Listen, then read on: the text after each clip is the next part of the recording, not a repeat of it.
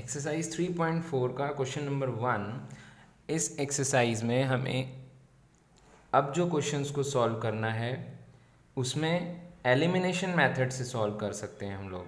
ये एक दूसरा मेथड है, जैसा हमने सब्स्टिट्यूशन मेथड पढ़ा था इक्वेशंस को सॉल्व करने का, दैट इज़ एक्स और वाई वेरिएबल्स की वैल्यूज़ फाइंड करने के लिए हमने अभी तक जो सब्स्टिट्यूशन मेथड पढ़ा था। अब हम एलिमिनेशन मेथड सीख रहे हैं। हमें यहाँ पे एलिमिनेशन मेथड से भी सॉल्व करना है और सब्स्टिट्यूशन मेथड से भी सॉल्व करना है इन इक्वेशंस को। दैट इज़ हमें एक्स की वैल्यूज़ दोनों मेथड से फाइंड करके दिखानी है, एक्स और वाई की वैल्यूज़। तो सबसे पहले हम देखते हैं एलिमिनेशन मेथड में हम क्या कर सकते हैं।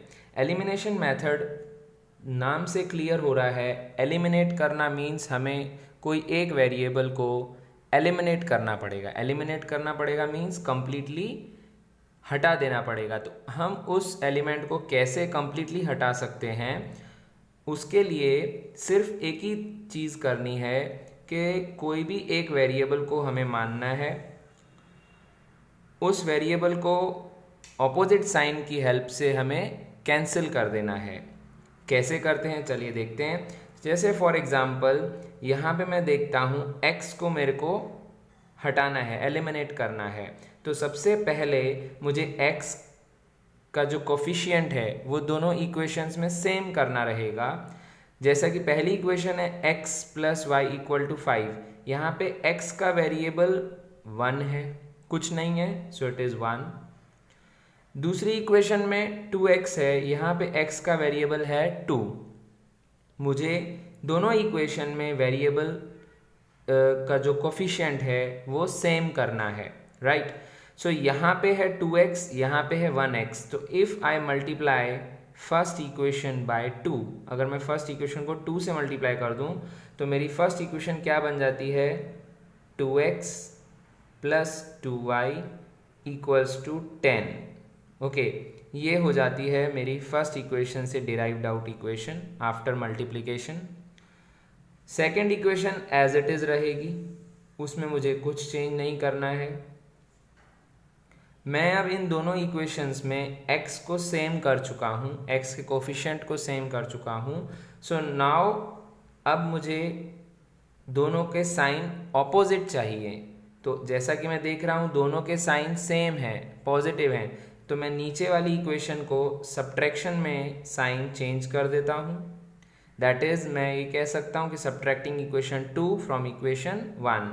तो नीचे वाली इक्वेशन के साइन हमने चेंज कर दिए, ये दोनों वेरिएबल्स कैंसिल हो जाएंगे।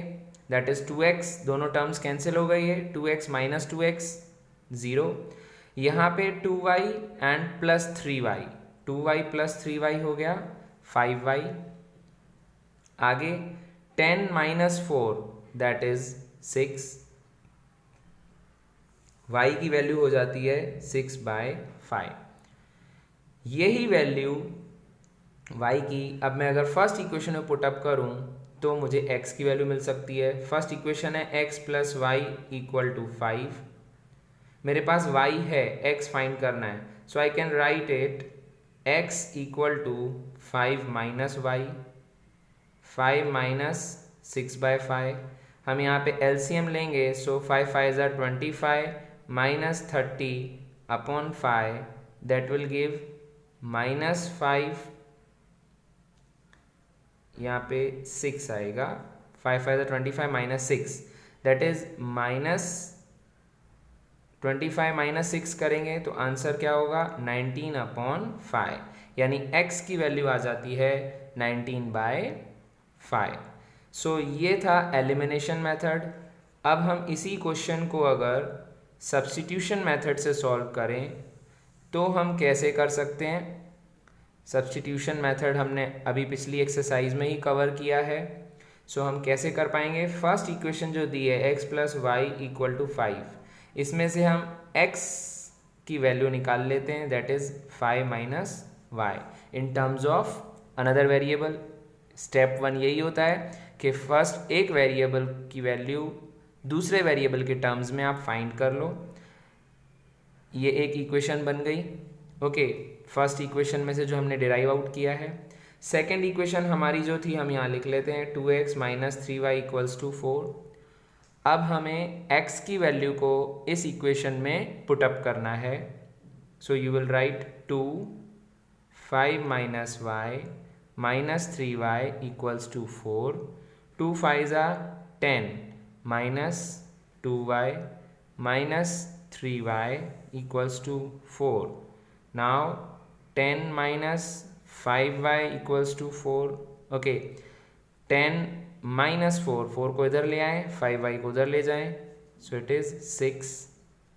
Now we can say y is equal to 6 by 5. Same values हमें मिल रही हैं सब्स्टिट्यूशन मेथड से भी। ऐसे ही हम अगर x की value again x equal to 5 minus y में पुटअप करेंगे y की वैल्यू, सो इसी मेथड से हमें सिमिलरली x की वैल्यू भी 19/5 मिल जाती है। तो यहाँ हमें दोनों मेथड से सॉल्व करना है। हमने एलिमिनेशन मेथड भी समझा और सब्स्टिट्यूशन मेथड भी समझा। चलिए देखते हैं सेकेंड पार्ट में क्या कर सकते हैं हम। सेकेंड पार्ट भी बहुत इंटरेस्टिंग क्वेश्चन है। हमें अगेन चूज़ करना है कोई एक वेरिएबल, तो हम x को ही चूज़ करते हैं कि हमें x के कोफिशिएंट को सेम बनाना है ताकि हम उसको कैंसिल कर सकें। तो हम x के कोफिशिएंट को कैसे सेम बनाएंगे, एक जगह पे 3 है, दूसरी जगह पे 2 है। ओके, तो हम 2 और 3 का LCM ले लेंगे, that is 6। LCM of 2 and 3 that is 6। मतलब अब मुझे दोनों टर्म्स में, दोनों इक्वेशन में x के कोफिशिएंट को 6 में कन्वर्ट करना है। तो वो कैसे कर पाएंगे, 3 को हम 2 से मल्टीप्लाई कर सकते हैं, 2 है तो हम 3 से मल्टीप्लाई कर सकते हैं पूरी इक्वेशन को। तो हमारी जो इक्वेशंस अब चेंज हो जाएंगी। फर्स्ट इक्वेशन जो थी वो हो जाएगी 3 2 6x, 2 4 8y and 2 10 20। Second equation हो जाएगी 3 2 6x minus 3 2 6y equals to 3 2 6। अब हमें साइन देखना है, ये भी पॉजिटिव है, ये भी पॉजिटिव है, मतलब मुझे सब्ट्रैक्शन के साथ जाना पड़ेगा। So I will change the sign of the second equation. सारे टर्म्स के मैंने साइन चेंज कर दिए। 6x माइनस 6x 0 हो गया, 8y plus 6y that is 14y, 20 minus 6 that is 14। So y equal to 14 upon 14 that is 1। y की value 1 आ जाती है। x की वैल्यू मैं कोई भी इक्वेशन में से फाइंड कर सकता हूँ by putting value of y। तो चलिए y की वैल्यू अगर मैं फर्स्ट इक्वेशन में पुट करता हूँ या सेकेंड इक्वेशन में कर लेते हैं। सो 2x माइनस 2 1, y की जगह पे हमने 1 पुटअप कर दिया। 2x minus 2 equals to 2, 2x 2 उधर जाएगा, 2 plus 2, 2x equals to 4, right. Now this will give us x equals to 2, 4/2 that is x equals to 2. So y की वैल्यू आ जाती है 1, x की वैल्यू आ जाती है 2। अब इसी क्वेश्चन को हम सब्स्टिट्यूशन मेथड से भी सॉल्व कर सकते हैं। हमें फर्स्ट इक्वेशन में x का वैल्यू या सेकेंड इक्वेशन में से x का वैल्यू फाइंड करके दूसरे इक्वेशन में रखना पड़ेगा and then we can find out the value of the other variables also.